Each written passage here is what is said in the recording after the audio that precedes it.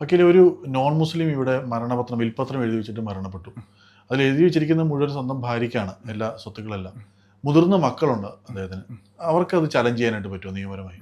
തീർച്ചയായിട്ടും അത്തരം ഒരു മരണപത്രം ചലഞ്ച് ചെയ്യാൻ പറ്റുമെന്ന് വെച്ച് കഴിഞ്ഞാൽ ചലഞ്ച് ചെയ്യാൻ പറ്റും. പക്ഷേ ഇതിലൊരു പ്രധാനപ്പെട്ട വിഷയം, ഇത് രജിസ്റ്റേർഡ് ഒരു വില്ലാണെന്നുണ്ടെങ്കിൽ അത് ചലഞ്ച് ചെയ്താലും അത് വിജയിക്കാനായിട്ട് സാധിക്കില്ല. കാരണം ആ വ്യക്തിയുടെ സ്വയാർജിതമായിട്ടുള്ള പ്രോപ്പർട്ടീസ് എന്ത് ചെയ്യണമെന്നുള്ള ഉദ്ദേശിക്കുന്ന രീതിയിലാണ് അദ്ദേഹം എഴുതി വെച്ചിട്ടുള്ളത്.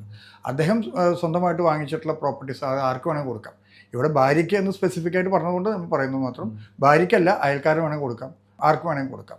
രജിസ്റ്റേർഡ് ആണെന്നുണ്ടെങ്കിൽ ചലഞ്ച് ചെയ്താൽ തന്നെയും ചലഞ്ച് ചെയ്യാൻ പറ്റും, സ്വാഭാവികമായിട്ടും ആർക്കും ചലഞ്ച് ചെയ്യാം.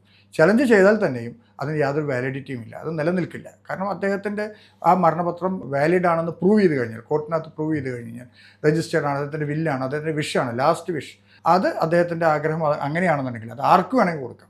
ഭാര്യയ്ക്കെന്നല്ല, ആർക്ക് വേണമെങ്കിൽ കൊടുക്കാം. മക്കൾക്ക് എഴുതി വെച്ചില്ലെങ്കിൽ തന്നെ അത് ചലഞ്ച് ചെയ്താലും തന്നെ യാതൊരു കാര്യവുമില്ല, അത് വിജയിക്കാൻ സാധ്യതയില്ല. പക്ഷെ ചലഞ്ച് ചെയ്യാം സ്വാഭാവികമായിട്ടും. പിന്നീട് അതിനകത്തുള്ള ടെസ്റ്റേഷൻ നടത്തുന്ന അല്ലെങ്കിൽ എക്സിക്യൂഷൻ നടത്തുന്ന ആ രീതിയിൽ എന്തെങ്കിലും തെറ്റുകളും മറ്റുകളും ഉണ്ടെങ്കിൽ മാത്രമേ അത് തള്ളിപ്പോകാനായിട്ട് സാധിക്കുകയുള്ളൂ.